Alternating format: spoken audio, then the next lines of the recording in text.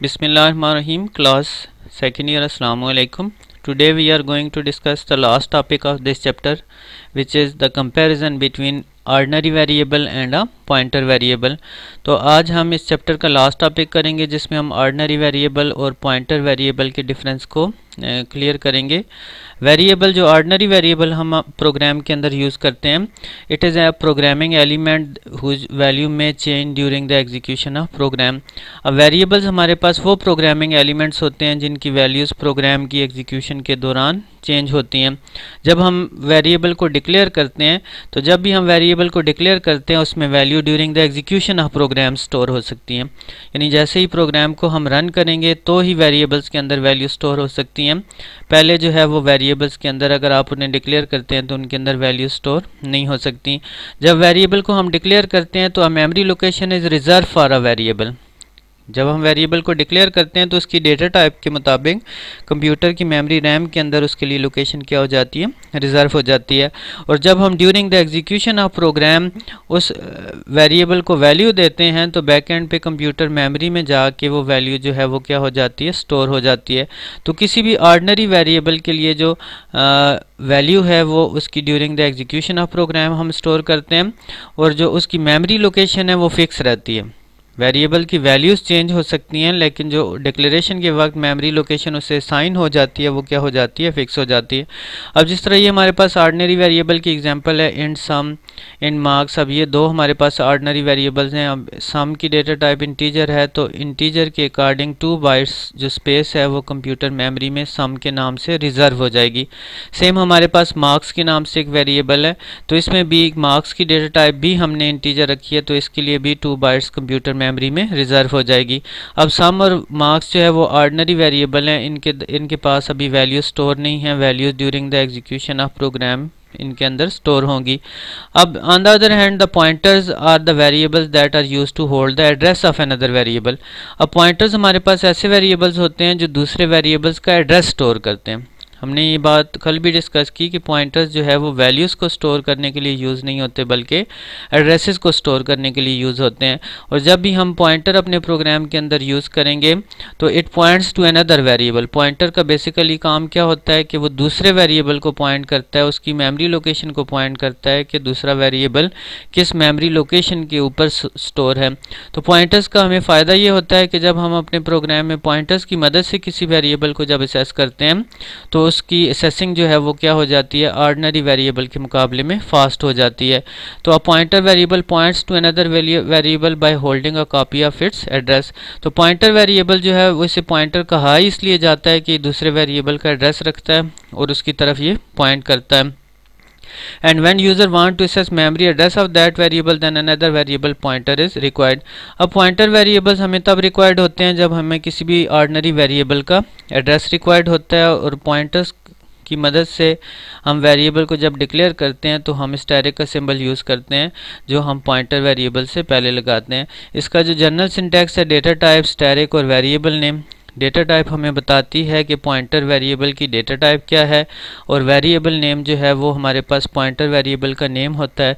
Asterisk indicate करता है कि ये ऑर्डिनरी वेरिएबल नहीं है बल्कि पॉइंटर वेरिएबल है। अब ये दो मैंने एग्जांपल्स लिए हैं, जिस तरह इंट स्टैरिक ए है, इंट स्टैरिक पी है। अब ये दोनों ऑर्डिनरी वेरिएबल नहीं हैं बल्कि क्या हैं, पॉइंटर वेरिएबल्स हैं। और स्टैरिक सिंबल ये इंडिकेट कर रहा है कि ये एड्रेस स्टोर करने के लिए यूज़ होंगे, और पॉइंटर वेरिएबल्स जो है वो किसी भी दूसरे वेरिएबल का एड्रेस स्टोर करने की सलाहियत रखते हैं। तो इसी चीज़ को हम ऑर्डिनरी वेरिएबल और पॉइंटर वेरिएबल के डिफरेंस को प्रोग्राम से क्लियर करते हैं कि किस तरह से हम ऑर्डिनरी वेरिएबल और पॉइंटर वेरिएबल को प्रोग्राम में यूज़ कर सकते हैं। तो स्टूडेंट्स, हम अब प्रैक्टिकली क्लियर करते हैं कि किस तरह से हम अपने प्रोग्राम के अंदर पॉइंटर वेरिएबल और ऑर्डिनरी वेरिएबल डिक्लेयर कर सकते हैं। फॉर एग्जांपल यहाँ पे हम इस प्रोग्राम में 2 वेरिएबल्स लेते हैं। एक हम इंटीजर वेरिएबल ए ले लेते हैं और दूसरा इंटीजर वेरिएबल बी ले लेते हैं। अब इन वेरिएबल्स के अंदर वैल्यू जो है वो हम during the execution of program store करेंगे। फॉर एग्जाम्पल मैं एक आउटपुट स्टेटमेंट लिखता हूँ, इंटर वैल्यू फॉर ए। अब यहाँ पे a जो है वो हमारे पास ऑर्डिनरी वेरिएबल है, इसकी वैल्यू हमसे कंपाइलर मांगेगा और उसे a में स्टोर करने के लिए cin और एक जो है वेरिएबल नेम हमने यूज़ किया। सेम इसी तरह से सी आउट इंटर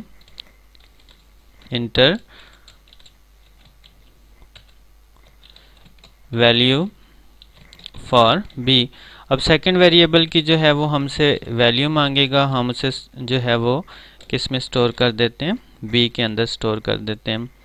तो अब हम गेट सी एच करके फॉर एग्जांपल इस प्रोग्राम को अगर हम इको करवा के रन करते हैं, सबसे पहले हम प्रोग्राम को कंपाइल करेंगे।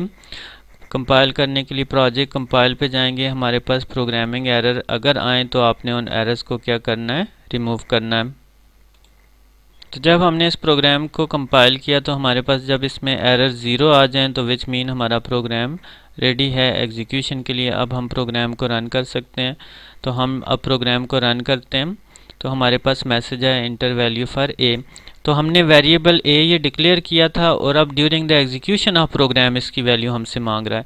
अब फॉर एग्जांपल मैं ए की वैल्यू 10 इंटर करता हूँ तो ए के लिए जो मेमोरी लोकेशन रिजर्व हुई थी ये 10 जाके उस मेमोरी लोकेशन पे सेव हो गया। इस तरह से वो मेरे हमसे बी की वैल्यू में मांग रहा है तो मैं फॉर एग्जांपल 50 लिख रहा हूँ तो वो बी में स्टोर हो जाएगी। तो cn स्टेटमेंट की मदद से हमने ए और बी के लिए during the execution of program values को स्टोर कर दिया। अब हम इसी प्रोग्राम में अगर पॉइंटर वेरिएबल यूज़ करना चाहते हैं तो मैं यहाँ पे एक पॉइंटर वेरिएबल डिक्लेयर कर देता हूँ इंट स्टैटिक p के नाम से। अब p हमारे पास पॉइंटर वेरिएबल है और यहाँ पे मैं p को वैल्यू असाइन करता हूँ। p is equal to reference operator use करेंगे और उसकी मदद से a का एड्रेस किस में स्टोर कर रहे हैं, p के अंदर। अब p जो है वो a वेरिएबल का एड्रेस स्टोर करेगा और a का अगर हम एड्रेस शो करना चाहते हैं तो सी आउट की मदद से the address of ordinary variable a is equal to, तो इसका एड्रेस हमने किसके पास स्टोर कर दिया, पॉइंटर के पास p। तो p की वैल्यू शो हो जाएगी। प्रोग्राम को कंपाइल करेंगे, एरर 0 आ जाएंगे। अब हम डिबग पे जाके प्रोग्राम को क्या कर लेते हैं, रन कर लेते हैं।